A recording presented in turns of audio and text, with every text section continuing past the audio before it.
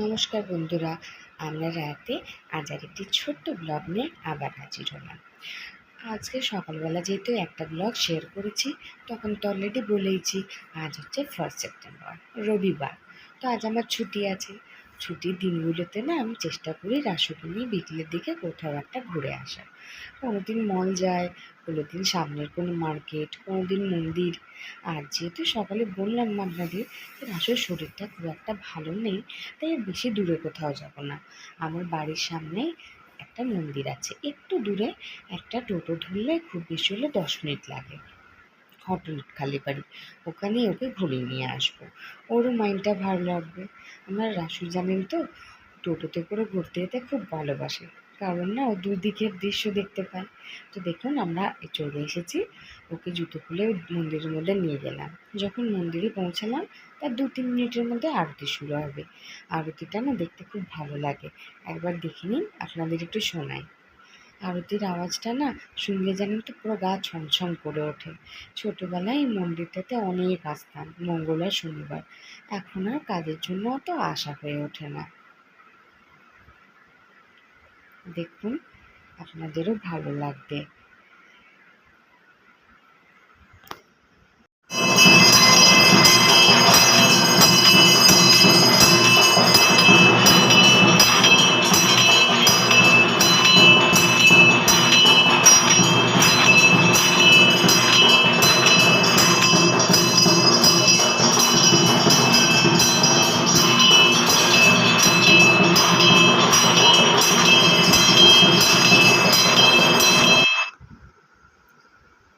আরতি শেষ হয়ে গেছে। আরতি শেষ হয়ে রাসুকে বললাম একটু কি প্রণাম করে নেন। সে তো প্রণাম করার কোনো বালাই নেই, পারলে এই মন্দিরের জিনিসগুলোকে নিয়ে ওলট পালট করে। যাই হোক, এখানে ঠাকুরের একটু আশীর্বাদ নিয়ে প্রসাদ মুখে দিয়ে আবার উল্টো পথে ওকে নিয়ে বাড়ির দিকে রওনা ওরা।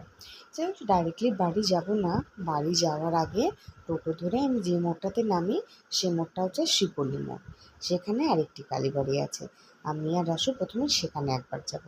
আর যাওয়ার পথে কিছুগুলো জিনিসও কেনার আছে, সে কয়েকটা জিনিস কিনে নিয়ে তারপর বাড়ি ঢুকবো। টোটো যেতে না দুদিকে এত লোক, এত মানুষ, এত জিনিস। টোটোটা আস্তে আস্তে যায় তো আমার আসলে বেশি পছন্দ করে। না হলে আমরা অটোতেও যাতায়াত করতে পারি। যখন আমার হাতে সময় কম থাকে, আমরা সচরাচর তখন অটোতেই যাই।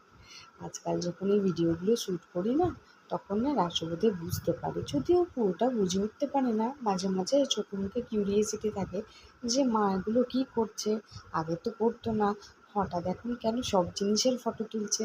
কিন্তু পুরোটা হয়তো বুঝে উঠতে পারে না। আশা করি ডে বাই ডে ও বুঝতে পারবে। যাই হোক, আমি আর আসলে শিপুলি কালীবাড়ি পৌঁছে গেলাম। এখানেও একটু ঠাকুরকে প্রণাম করলাম। আর কাল হচ্ছে সোমবার, কাল হচ্ছে কৌশিকী অমাবস্যা। অমাবস্যার দিনগুলোতেও এই আমাদের কালীবাড়িতে খুব ভালো করে পুজো হয়, আর সেদিন আমাদের এখানে প্রসাদও বিতরণ হয়। সেই জন্য আমি একটা কুপন কেটে নিলাম। ঠাকুরের ভোগের একটা আলাদাই মাহাত্ম্য। আমার যেমন তো ঠাকুরের ভোগের প্রতি একটা আলাদাই দুর্বলতা আছে। এই সুযোগে এরা শুধু একটা নকুলদানা নিজেও খেয়ে নিল প্রসাদ বলে, আর নিজেই বললো মা তুমিও একটা খাও, দিয়ে আমারও মুখে একটা দিয়ে দিল। এই মন্দিরের চত্বরটা এত বড় না, ও খেলে খেলে বেড়ায়।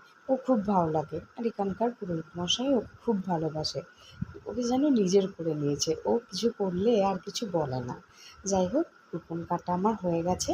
রাসুকে নিয়ে ঠাকুরকে প্রণাম করে আমার কয়েকটা জিনিস কেনার ছিল বললাম না, যেমন গোটা সপ্তাহ ভরে রাসুর জন্য কিছু ফল, যেমন কখনো আপেল বা কখনো বেদানা, যখন যেটা দরকার এই বৌদির থেকে নিয়ে থাকি। ওটা নিয়ে আমি আর রাসু হাঁটতে হাঁটতে বাড়ি ফিরলাম। যখন বাড়ি ফিরেছে সেই সময় না ওর ঠাকুমা সেলাইয়ের মেশিনটা নিয়ে বসেছিল, আর রাসুকে আটকায় কে, একেবারে সোজা ওই বসে পড়েছে মেশিনে। মাও কোনো রকমের তাড়াতাড়ি সব সরাচ্ছে ওর হাতের সামনে জিনিসগুলো। আসার পথে না একটু মোমো কিনে এনেছিলাম, কিন্তু না আজকে মোমোটা খুব একটা ভালো বানায়নি। ওর মধ্যে খুব বেশি বেশি নুন দিয়ে দিয়েছিল। চাটনি মোমো সবই আমার খুব একটা ভালো লাগেনি। আজকের এই ছোট্ট ব্লগটা আপনাদের কেমন লাগলো জানাবেন। সাথে রাসুল লাইফের প্রথম পরীক্ষা দিচ্ছে, সেই পরীক্ষার একটা ছোট্ট ভিডিও শেয়ার করলাম, সেটাও কেমন লাগলো জানাবেন। যদি ভালো লাগে একটা লাইক কমেন্ট শেয়ার করবেন, আর যদি আরও ভালো লাগে তাহলে একটা সাবস্ক্রাইবও করবেন। আজকের মতো এখানেই শেষ করলাম। আশা করি আবার দেখা হবে খুব তাড়াতাড়ি। চেষ্টা করবো কালকেও একটা ভিডিও দেওয়ার। তখনকার মতো আজকের জন্য গুড নাইট, ভালো ঘুমাও, শুভরাত্রি।